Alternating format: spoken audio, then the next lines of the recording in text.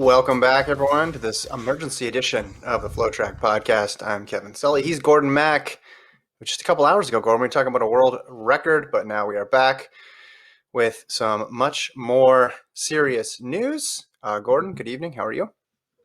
Yeah, this is our second ever emergency pod, and this is an emergency because what just happened just a few hours ago when the news broke, we did not see it come. Last time we did an emergency pod, they were canceling the NCAAs in March of 2020, and the whole world was shutting down.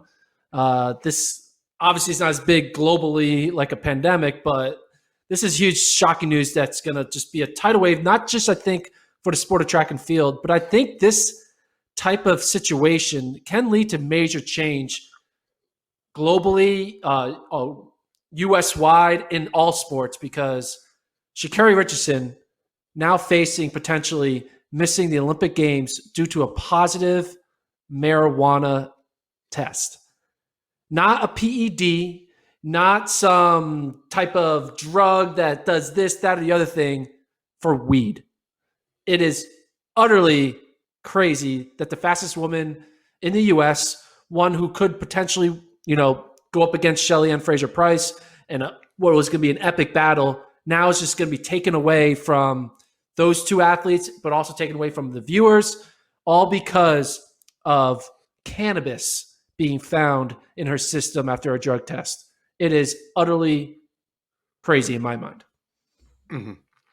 Let's go through some facts. The Jamaican Gleaner was the first one to report it, and then different outlets are confirming different bits and pieces of the story as we go. When I first heard it, I heard just banned for a failed drug test. And then you get one thing in your mind, and then you're right, you hear cannabis, and then a whole other thing enters your mind about the type of tests that we have in, well, not just track and field, but all sports. But anyway, let me go through some facts here. So Richardson, as of this recording, hasn't released any official statement on the suspensions. The test came at the Olympic trials.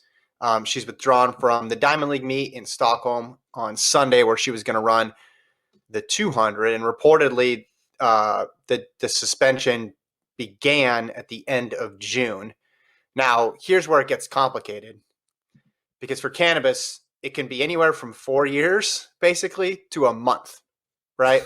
So it is a wide range of possibilities here. There's been recent examples of it only being 1 month, and the reason it varies depends on when you take it and if you can prove it was not intentional or for performance enhancing purposes. It can get reduced even further down to a month if you take a class and get it all the way down to 1 month. Now, this result, though, disqualifies her from the trials. That's the first issue that you have to address here.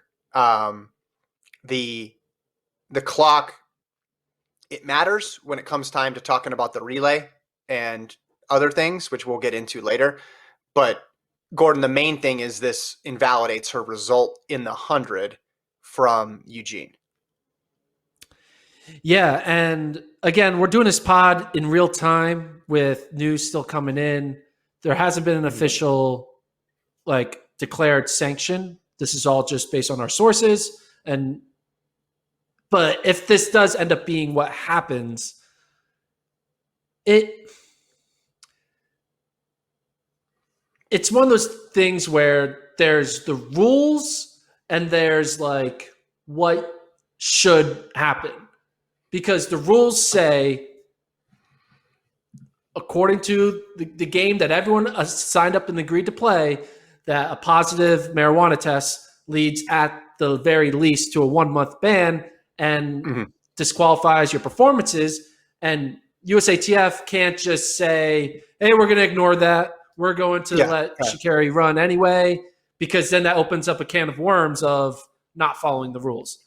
Even though we know, based on the information, if this comes out as it is, that Sha'Carri deserves to be on the Olympic team, but you can't just bend the rules for these unique situations because she's a popular athlete in one of the most biggest events. We can't just change the rules for that, which is a bummer, but it makes sense. You can't give people preferential treatment. Okay, but here's the thing. Let's dig into more why this is banned. Because I've seen some people push back. Well, she shouldn't have. If she did it, shouldn't have done it. But let's like dig into why it's on the WADA list. And on the screen right now, you can see the explanation. And it says for something to be on the WADA prohibited list, it's got to meet 2 of the 3 criteria. Poses a health risk is 1. 2, it has the potential to enhance performance. Or 3, it violates the spirit of the sport. So it's got to be 2 of the 3. So this is from a 2011 WADA report saying why marijuana meet the criteria. Now, keep in mind, in 2019, WADA took CBD off. So CBD is not involved in this. So here are the 3 criteria. 1, athletes who smoke cannabis or spice in competition potentially endanger themselves and others because of increased risk-taking, slower reaction times, and poor execution functioning or decision-making. That's 1. 2, based on current animal and human studies, as well as interviews with athletes and information from the field, cannabis can be performance enhancing for some athletes and sports disciplines. And 3, use of illicit drugs that are harmful to health and that may have performance enhancing properties is not consistent with the athlete as a role model for young people around the world. Now, this is where I have an issue because people are saying it's 2011. This is something that's widely available, widely used, does not have any clear performance enhancing benefits in track and field. Now people would talk about, the enhanced ability to concentrate, or what's it say here? Risk taking and slow reaction times. I don't know how slow reaction times would help in sprinting. Someone's going to have to explain it to me. But this is straight out of a DARE curriculum that someone presented to me at Sunrise Drive grade. Elementary in the 90s. Yes, that's what this is. Her ability to influence young people, it should be between her and her sponsor, right? And her and her governing body. That should not have any bearing on whether or not this drug gets anybody suspended, in my opinion. And I think that first one there about if they use it in competition, they're going to endanger themselves because of risk taking. I mean, I thought this, I had to refresh this page. I'm like, they have to have something more up to date, right? This has got to be inconclusive. This reeks of just the old way of thinking. And then I saw on the bottom, well, they must have updated at least in 2019 because they talk about the exemption for CBD, but everything else will get you banned. So when you spoke earlier at the beginning, Gordon, about this creating a change, I believe you're talking about this coming off of the ban list, because now we've had a nightmare scenario where you have one of the most high profile athletes in the sport getting kicked out of the most marquee event for a drug that's not even performance enhancing.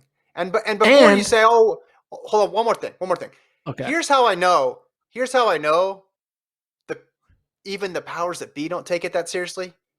You can plead down to 1 month because you take a class.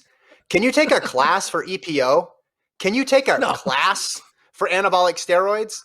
No, you can't. Of course you can't, because those are clear performance enhancers. So they don't want to hear about your excuses. They don't want to hear about how you went in the class and checked all the boxes and said, yep, I'll never do it again. I'm drug-free since 2003. They don't hear all that, right? With this, it's like they're acknowledging that it's not performance enhancing. It's just a slap on the wrist, but her slap on the wrist came at the worst possible time. If this was September, this would barely even be mentioned. If this was January, we'd talk about it for 2 minutes and then move on. But where it came in the timing of the Olympic calendar is just absolutely devastating. You look at those 3 reasons why cannabis should not be consumed by elite athletes. You could literally say the same thing about being tipsy or drunk because of alcohol, may potentially endanger themselves, slow reaction times, poor decision making, not a good role model. Yeah, that's what consuming excess amounts of alcohol is. Are we going to say that we can no longer consume alcoholic beverages if you're an elite athlete? No, that would never. These times have changed, and I think people have realized This drug is not 2 eggs frying in a frying pan when they say this is your brain on drugs, like we saw in the Dare commercials in the 90s. But on top of this, do you know what's legal in Oregon where the trials were held? Right. Marijuana. Yeah. It's legal. It's not even an illegal drug. It is legal in 19 states. It's legal in 44% of the U.S. population. 44% of the population, it's legal. So it's not even like it's like a fringe drug that potentially might not be legal. And this is like, I'm not even like a super like pro marijuana person, but I just recognize reality that like it's a legal thing, and WADA and USADA have yet to show me where this substance is an advantage, because the advantage that they have is that they're poor role models. Like, what? We're banning someone because we think they're not a good role model? Are you kidding me? Yeah. It makes no sense. The key part is it performance enhancing or not? That's the key part for this specific endeavor that she is competing in, which is, again, sprinting, track and field, one in which you'd think the reaction time would be pretty useful, as we saw her explode out of the blocks time and time again. So what other questions do you have, Gordon? What other information do you want to know in this case? What do we need to learn still? So we need to learn if there's going to be any chance that they can, appeal it or protest it, or powers that be find a way to solve this and let her run. Because like you said, if this happens off season, no one cares, because being banned a month in the off season, cool. I can't go to a track meet in November. Big deal. But like the timing is just like if this happened, if the trials were like 2 weeks earlier or a week earlier, then this wouldn't even be an issue, because she could be within the time frame for the Olympics. We're reading this article. What article is this from? I can't. This is Reuters. From Reuters. We lost it. Well, it basically said what is it? What do you highlight? It said Jenna Prandini's already been notified, because she finished fourth, that she would be the third spot. So she would be able to run the individual 100 in addition to the 200. But if the test, when was the test was taken? June 28th, or sorry, I guess the suspension began on June 28th. This is quick, so I don't know how much time they had for an appeal. But I saw some people talking about the 4x1, because at that point, because you don't have to qualify for the 4x1, you can be named to the 4x1. Now, usually, as we've talked about time and time again on this podcast, when people want to get into relay pool questions, usually it's that top 6, because they want to make it cut and dry, and I think it's a smart policy to do it that way. But they are able to put other people on the team. And it would be, if she just got the 1 year ban, 1 month ban, it would be over by the time the 4x1 would take place. But I don't know the rules around, can you enter somebody, because they have to do the entries before that. Can you enter someone who's currently banned because their ban is going to, elapse before their event? I think you're going to get into a tricky situation. Can she train with Team USA? Can she travel with Team USA? All this stuff needs to be sorted out. I know that's the hope, so they can have her run at least in one event there. But I think it's going to be, hopefully that happens, but I think it's going to be tricky to sort out all these different rules. Yeah, and if she does run in the 4x1, it will show the ridiculousness of the ban in the first place. If this truly was such a sin that she committed, then the punishment should be crazy. But they recognize that the punishment shouldn't exist, because they give out 1 month bans, which in a sport that isn't happening constantly throughout the 12-month is like they recognize, like, hey, we just don't want people smoking weed, so we're gonna find ways to do that. But like when this overlaps with an Olympic year with an athlete in their prime in a main event, it just shows the ridiculousness of it. And if she's in this 4x1 and she's anchoring it, but technically it was illegal for her to run 48 hours earlier, it's just like, all right, what are we doing here? It's like we're playing games. What is this? This is Yeah.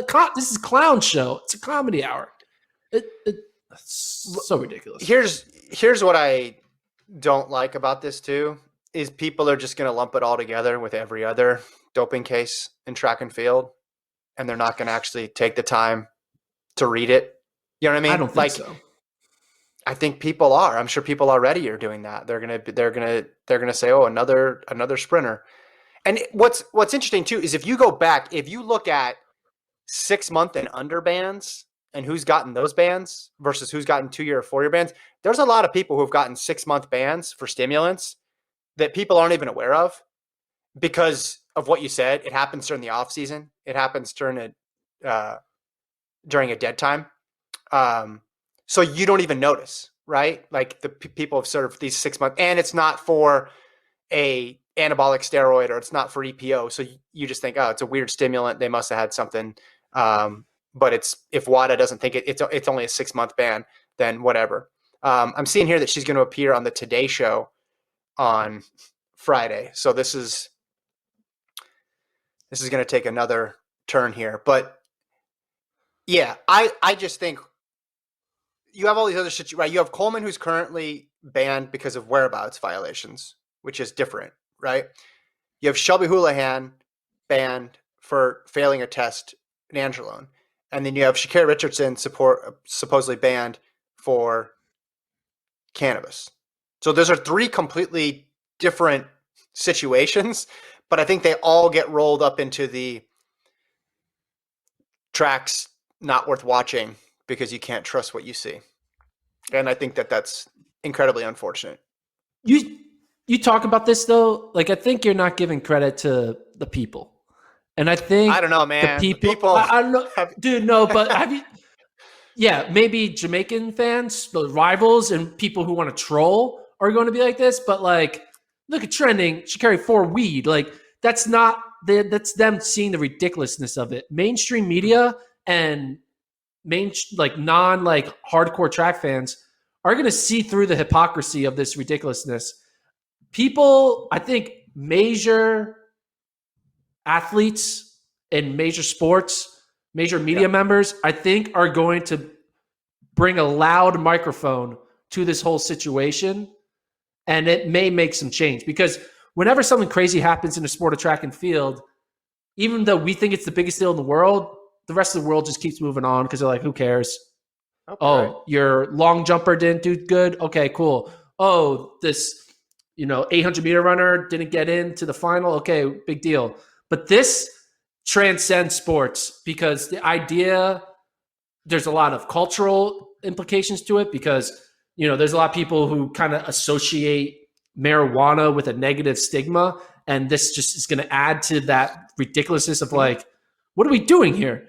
And I think change will happen. I think USOC or IOC or whoever, they're going to have to answer for this because they wouldn't have to answer, no offense to other events. Like if the 50th best triple jumper didn't get to go, but they're going to have to answer for one of the best top sprinters in the world not being able to go because they smoked weed.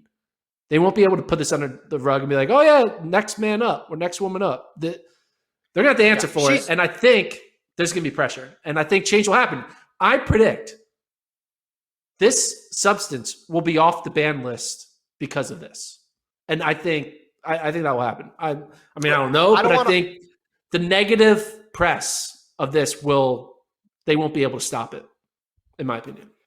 Look, I don't think we should model necessarily WADA's policy after the major sports, but do you remember what happened last year? The NBA in the bubble, they suspended testing for marijuana, right? They stopped doing it. And guess what they did when this year started? Do you think they brought it back? No. They stopped testing again for marijuana. So in the major sports, they're not taking this that seriously either. Now, again, you shouldn't necessarily build your anti-doping program after major sports, but I hope you're right. I hope people see this as different. I hope people see this as, when all the facts come out, and hopefully we'll get those tomorrow, at least get the other side of the story that we'll see. But here, the problem is, before there's change, there's got to be one person who gets punished for it. And I know she can appeal to Kaz. So I hope that can happen quickly and they can expedite the process. But if it's Kaz will need a reason to throw it out. And I don't think Kaz can just say, we're throwing it out because we don't think weed should be legal anymore in 2021, right? They need to find some other issue. Like, it's written in the rules. Now, once they change the rules, then this won't be a problem. But if what you're saying is true, there's got to be one person whose case is so extreme like this, where you have one of top 5-star in track and field right now, maybe even top 3 globally, right? And in the most anticipated race that we wanted to see in all the Olympics, like her having to deal with this punishment might be the impetus for change. So I agree with you. Yeah, and they've been able to get away with this because, like you said, like these bans happen often. Like Michael Phelps, he got banned for 3 months for weed, and that was a big story 10 or whatever years ago. But it didn't matter in the grand scheme of things because whatever, you can't compete for 3 months when the Olympics aren't happening. Or you ban someone during an important time, but it's not a star athlete. They've been able to skirt this issue, but it's going to stop after this. And I hope we'll see.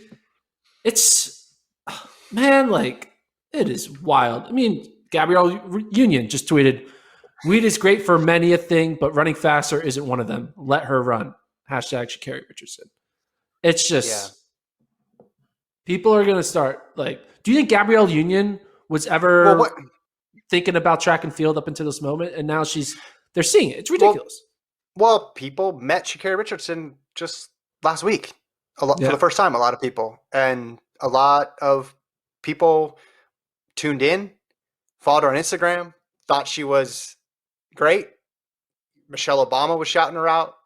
Viola Davis, right? The list went on and on of people who were publicly praising her. Listen, we talked earlier today about a drug suspension where we didn't really understand the process that was being used, right? With Nasser, right? And why she was able to keep her medals. So I'm not going to speak confidently that anybody knows anything about the rules and what gets appealed and what doesn't get appealed. But it seems to me it would be difficult if it's still listed on the banned list and she got and the test came up positive for Kaz to throw it out. That's all I'm saying. Again, I hope I'm wrong. I 100% want to see her run if this is what the test, if what we've heard so far is accurate. And I know there are going to be people. I think there's not as many people because I think a lot more people, I think it's going to be like 90-10 in favor of the ridiculousness, 10 and, hey, the rules are the rules. That could argue that, like, hey, Sha'Carri knew that weed was illegal, right? And so technically it is on her. She wasn't, forced to do this. But just because, yes, technically she knew the rule. I mean, Manuel Achu said, smoking weed knowing you'll be drug tested is also dumb.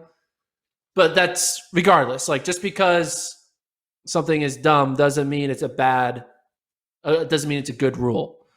And hey, I think she's young, right? And it's not like this was her only Olympics. She will still be good and in her prime in many world championships to come.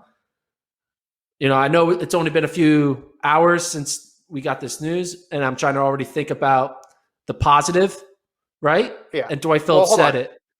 I want to go back to the I want to go back to the So there's the tweet from Dwight Phillips. Yeah, but basically saying like her career is still young, and that like she's now going to be the one who said F you to the stupid rules, goes out and runs even faster, maybe breaks an American record, then goes on to win multiple world medals, and we'll all look back and be like, remember that time society tried to get Sha'Carri before she got good over a blunt, and then everyone's going to be like, she's just become an infamous figure because of this. Well, so she's definitely going to be able to make more money because of it, I think. Nothing is guaranteed. There's no guarantee that she's going to get to another Olympics. So I want to go back, though, to what you said before about what people are thinking. And it's tough to put yourself in someone else's shoes. But the people who are still critical, what percent is, oh, there is some performance enhancing benefit you guys just don't understand, versus she shouldn't have done it. It's a rule is a rule, so she deserves to be punished. Because those seem like the only two camps on that side, right? You got to think it's one of those two things. Yeah, so the camp of a rule is a rule. Those are the same people who say it's not a world record, it's a world best. You know, it's like, okay, cool. Oh, no, technically it's not this, it's that. Those type of people. You know, when you tell them, see you tomorrow, and they say, oh, you mean today because it's after midnight? Shut up. Those type of people are the people who are going to be like, rules are the rules. The people who say, well, like, oh, there could be a benefit. I saw some rumors circling around that THC can be used as a masking agent.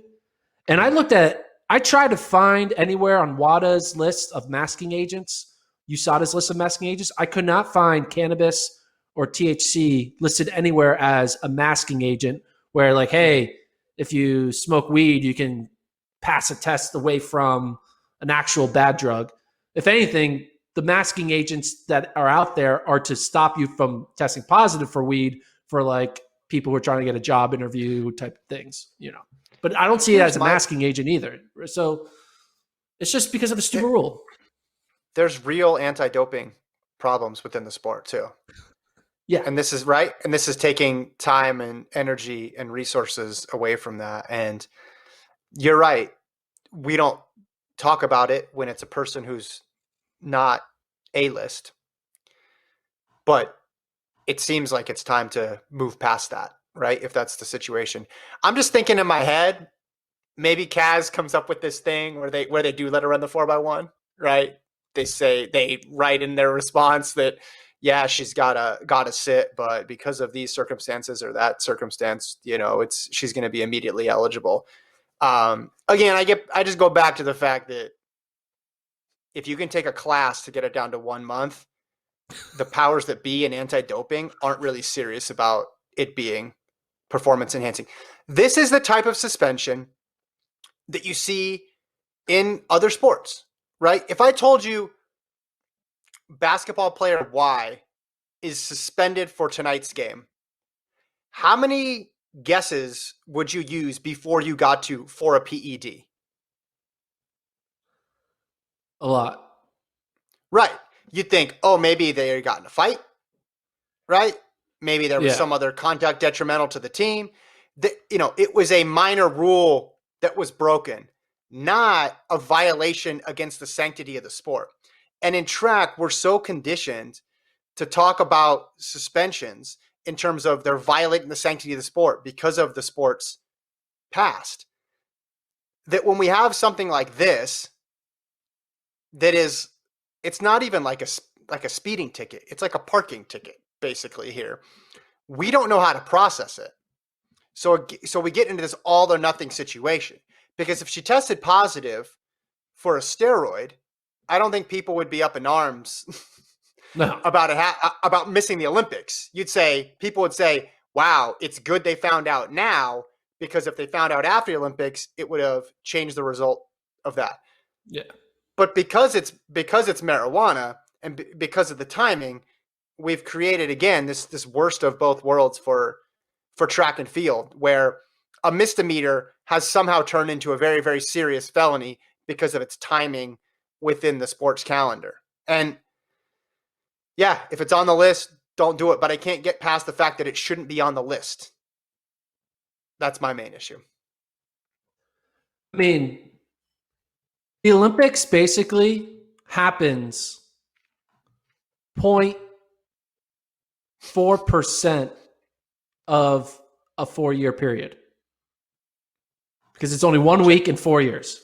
So the odds that your minimum, I think it's 0.4%, 7 days out of 900 days or 1,200 days. Mm-hmm. It's such a small time frame that our sport says this is the only moment that matters. So therefore, that the littlest of littlest suspensions that you can get, which is 1 month, just happening to overlap on that, the odds of it happening at this moment just show the ridiculous. Like, we're going to take away the Yeah. one Olympics of the 4 years over this? What are we doing? Yeah. I mean, someone should miss the Olympics because they tried to cheat. Yeah. Someone should not, and I'm separating tried to cheat from broke a rule, which I know yes, cheating is rules, but I think people can see the difference, right? It's a difference between jumping off sides in football versus having a coach come off the sideline and tackle a player, right? Or punching somebody, right? So you should miss the Olympics if you're trying to cheat. I don't think you should miss the Olympics if you're breaking a minor rule, right? And I think we need to, and again, maybe this is going to be part of the appeal with Kaz. They need to understand that all 6-month suspensions, all 1 month suspensions aren't created equal. And this one, can she serve it in September? Can she serve it right after the 100-meter final? Right? Yeah. Like heck, 2 months, 3 months, Or maybe, I mean, I don't. Maybe what she should do. I don't know if they could do this, but can she appeal it and delay, like go through a bunch of court, like just fill up the courts? He's like, all right, yeah, I'm going to appeal this. And then finally, when they get to the court in mid-August, they're like, no, you did it. It's like, okay, sure, I'll accept my 1 month ban now. Like, just find a way to delay it with paperwork so you can run under protest. I mean, they're letting Breonna Rollins run under protest right now because they're waiting for the CAS decision on her appeal. So she should just appeal, and they should let her run until CAS decides on the decision. And maybe say, hey, take your time, submit it at midnight on a Friday so they don't get it, all this, find ways to delay it. All right. We'll leave it there, I think, Gordon, with the Kaz advice. I'd say we're not going to record tomorrow, but who knows? We recorded twice today. Do you have anything else, Gordon, you want to talk about? Are we good? No. Free Sha'Carri. I know I'm a journalist and media. I shouldn't be saying that, but it's bullshit. Come on. She should not be banned for smoking weed. It's bullshit. Allegedly. All right. Thanks to Colt for producing allegedly. And staying up late. Thanks to Travis. Subscribe to the Flow Track Podcast YouTube channel. We'll talk to you guys next time.